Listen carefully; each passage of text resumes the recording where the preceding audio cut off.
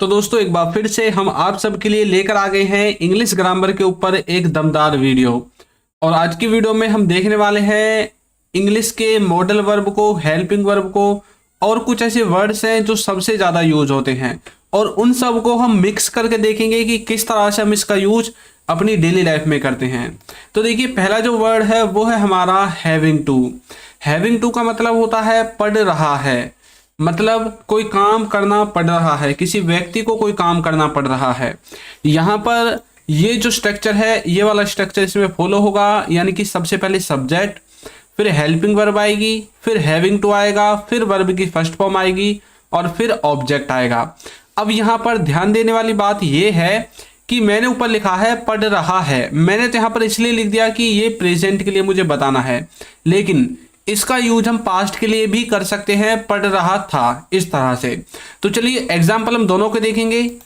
पहला है मुझे पढ़ना पड़ रहा है, मुझे पढ़ना पड़ रहा है, तो बोलेंगे I am having to study, I am having to study, मुझे पढ़ना पड़ रहा है।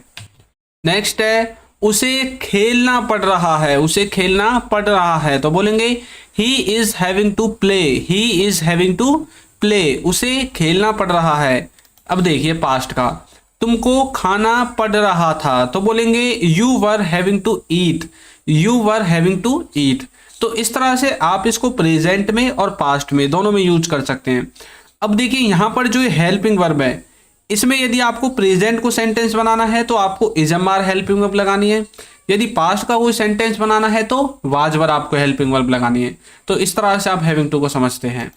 नेक्स्ट देखिए कुड हैव, जिसका मतलब होता है कर सकते थे या पास हो सकती थी, मतलब कोई कुछ काम कर सकता था या कर सकते थे या फिर किसी के पास कोई वस्तु हो सकती थी। देखिए इसमें सबसे पहले सब्जेक्ट आएगा इसके स्ट्रक्चर में, फिर कुड हैव, फिर वर्ब की थर्ड फॉर्म और फिर ऑब्जेक्ट आएगा। अब एक बात आपको इस वाले स्ट्रक्चर में याद रखनी है कि जहां पर भी वर्ब आएगी सिर्फ वहीं पर आपको वर्ब लिखना है, और जहां पर वर्ब नहीं आएगी वहां पर आपको जबरदस्ती वर्ब उसमें नहीं लगानी है। पास हो सकती थी, इस वाला जो सेंस होगा, ये वाला जो सेंस होगा, इसमें आपकी वर्ब नहीं आएगी। तुम वहां जा सकते थे, तो इंग्लिश बनेगी you could have gone there. अब यहां पर देखिए यहां पर वर्ब है गॉन, गो की थर्ड फॉर्म गॉन, क्योंकि ये वाला जो सेंटेंस है ये हमें बता रहा है कि तुम पास्ट में किसी काम को कर सकते थे, लेकिन अब आप प्रेजेंट में खड़े होकर इस बात का पछतावा कर रहे हैं क्योंकि आपने वो काम किया नहीं था। अब देखिए तुम्हारे पास कार हो सकती थी, अब यहां पर कोई वर्ब है नहीं है, क्यों? क्योंकि यहां पर कोई कार्य नहीं है, यहां पर सिर्फ इंफॉर्मेशन दी जा रही है। तो बोलेंगे you could have a car, तो इस तरह से ये विदाउट वर्ब वाला है, ऊपर वाला वर्ब के साथ है। कुड हैव समझ में आ गया। देखिए कुड का यूज हम प्रेजेंट में भी कर लेते हैं, ये बात मैं आपको बता देता हूं, और इसकी पॉसिबिलिटी का लेवल कम होगा जब हम इसको प्रेजेंट में यूज करेंगे, लेकिन जब पास्ट में करेंगे तो पूरा रहेगा जितना है इसका हाई। अबाउट टू, जिसका मतलब है करने वाले हैं, किसी काम को करने वाले हैं, मतलब जैसे कोई काम होने वाला है या फिर कोई किसी काम को करने वाला है, सब्जेक्ट। देखिए ये वाला जो है, ये वाला भी हैविंग टू की तरह आप प्रेजेंट और पास्ट में दोनों में यूज कर सकते हैं, करने वाले हैं या करने वाले थे या करने वाला था, इस तरह से। एग्जाम्पल स्ट्रक्चर देखिए, सबसे पहले सब्जेक्ट, फिर हेल्पिंग वर्ब, फिर अबाउट टू, वर्ब की फर्स्ट फॉर्म और फिर ऑब्जेक्ट आएगा। यहां पर भी हेल्पिंग वर्ब में आपको प्रेजेंट के लिए इजमार, पास्ट के लिए वाज वर्ब का यूज करना है। देखिए मैं आने वाला हूं, तो बोलेंगे I am about to come, I am about to come. वह खेलने वाला है, तो बोलेंगे he is about to play, he is about to play. तुम जाने वाले हो, तो बोलेंगे you are about to go, you are about to go. इस तरह से आप अबाउट टू का यूज करेंगे कि कोई किसी काम को करने वाला है, करने वाले हैं।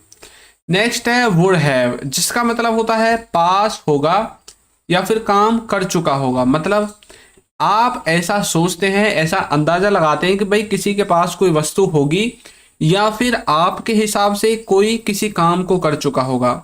अब जैसे आप बोलते हैं ना कई बार, यार वो अब तक तो आ चुका होगा, अब तक तो उसने वो काम कर दिया होगा, मतलब आप सिर्फ अंदाजा लगा रहे हैं, पक्का तो आपको भी नहीं पता है, लेकिन हाँ आप 90% श्योर होते हैं कि हाँ भाई हो गया होगा। देखिए इसका जो स्ट्रक्चर है उसमें सबसे पहले सब्जेक्ट, फिर वुड हैव, फिर वर्ब की थर्ड फॉर्म और फिर आपको ऑब्जेक्ट लिखना है।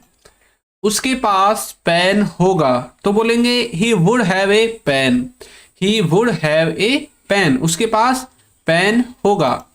वह खेल चुका होगा, he would have played, he would have played. अब यहां पर देखिए उसके पास पेन होगा, इसमें कोई भी वर्ब नहीं है तो वर्ब हमने नहीं लगाई।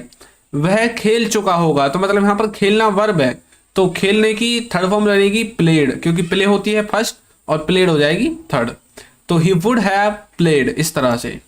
वो देख चुके होंगे तो बोलेंगे they would have seen, they would have seen.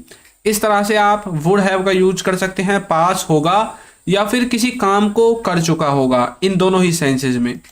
Next देखिए, नेक्स्ट है हमारा कैन बी, जिसका मतलब होता है हो सकते हैं, मतलब कोई कहीं पर हो सकता है, हो सकते हैं, इस तरह से।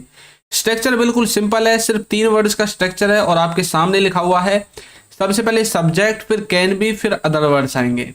वह घर पर हो सकता है तो बोलेंगे he can be at home, he can be at home. Mummy रसोई में हो सकती है तो बोलेंगे mummy can be in kitchen.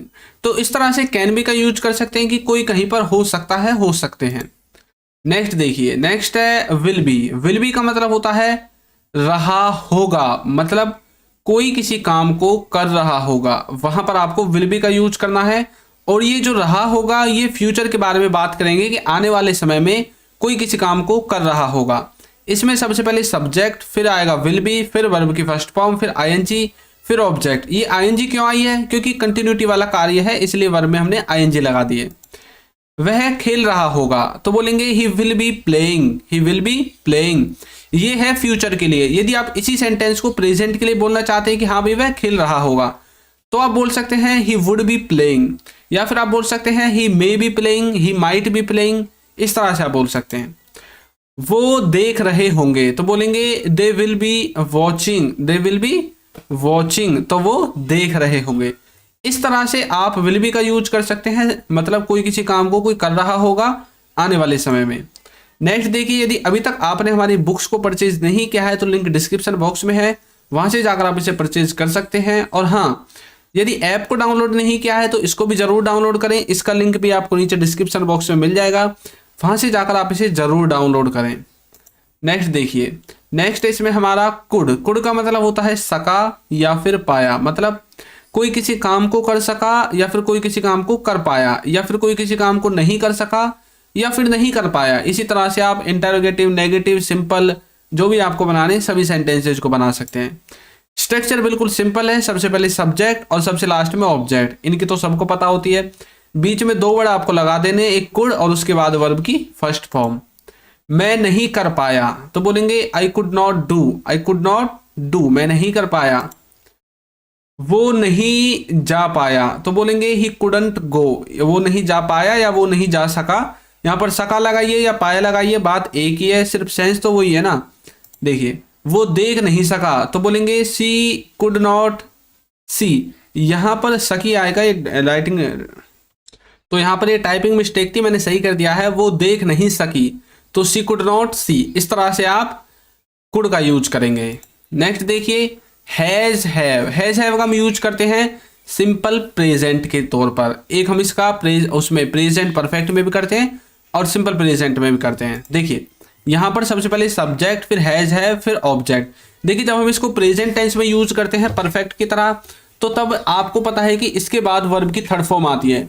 लेकिन जब आप इसको सिंपल प्रेजेंट में यूज करते हैं तो इसमें किसी भी तरह की कोई वर्ब की फॉर्म नहीं आएगी। देखिए एग्जाम्पल, इसका मतलब है कि किसी के पास कुछ है, किसी के पास कोई वस्तु है, तब आप इसका यूज करते हैं। जैसे मेरे पास कार है तो बोलोगे I have a car, I have a car. आपके पास पैसे हैं तो बोलेंगे you have money, you have money.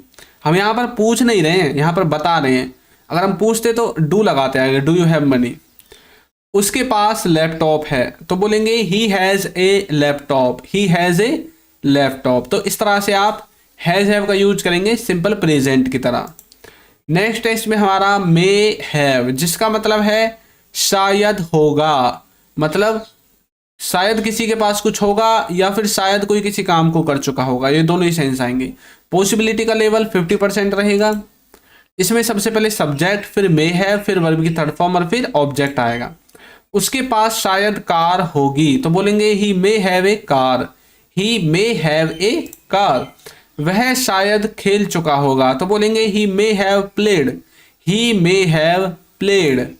तुम शायद पढ़ चुके होंगे, तो बोलेंगे you may have studied, you may have studied. तो इस तरह से आप मे हैव का यूज कर सकते हैं। नेक्स्ट है शुड। शुड का मतलब होता है चाहिए, यानी कि शुड का हम यूज तब करते हैं जब हम किसी को सलाह देते हैं या किसी से कोई सलाह लेते हैं। जैसे मैं आपसे बोलना चाहूँ कि व्हाट शुड आई डू, मतलब मुझे क्या करना चाहिए, तो अब मैं आपसे सलाह ले रहा हूँ। अब मैं यदि आपको बोलने लगूँ कि तुम्हें वो करना चाहिए, तो मैं बोलूँगा यू शुड डू दैट, इस तरह से। तो शुड का हम सलाह लेने के लिए और सलाह देने के लिए दोनों में कर सकते हैं। इसका जो स्ट्रक्चर है उसमें सबसे पहले सब्जेक्ट, फिर शुड, फिर वर्ब की फर्स्ट फॉर्म और फिर ऑब्जेक्ट आएगा। तुम्हें जाना चाहिए, तो बोलेंगे you should go, you should go. उसे सोचना चाहिए, तो बोलेंगे he should think, he should think. हमें पूछना चाहिए, तो बोलेंगे we should ask, we should ask. तो इस तरह से आप शुड का यूज कर सकते हैं किसी को कोई काम करना चाहिए, इस वाले सेंस में। नेक्स्ट है इसमें हमारा डू डज। डू डज का मतलब है होता है कि आप इसको नेगेटिव और इंटरोगेटिव सेंटेंसेस में यूज करते हैं। जब भी आप इनको हेल्पिंग वर्ब की तरह यूज करेंगे तो 99% आप इसको हेल्पिंग वर्ब की तरह ही यूज करेंगे, और कहाँ पर, नेगेटिव और इंटरोगेटिव सेंटेंसेस में। तो देखिए इसमें प्रेजेंट इंडेफिनिट टेंस में आप इसका ज़्यादातर यूज करते हैं। इसमें सबसे पहले सब्जेक्ट, फिर डू डज, फिर नॉट, फिर वर्ब की फर्स्ट फॉर्म और फिर ऑब्जेक्ट आएगा। मतलब कोई कुछ नहीं करता है, कोई कुछ मतलब किसी काम को नहीं करता है, तब आपको इसका यूज करना है। जैसे कि वह नहीं जाता है, तो बोलेंगे he does not go, he does not go.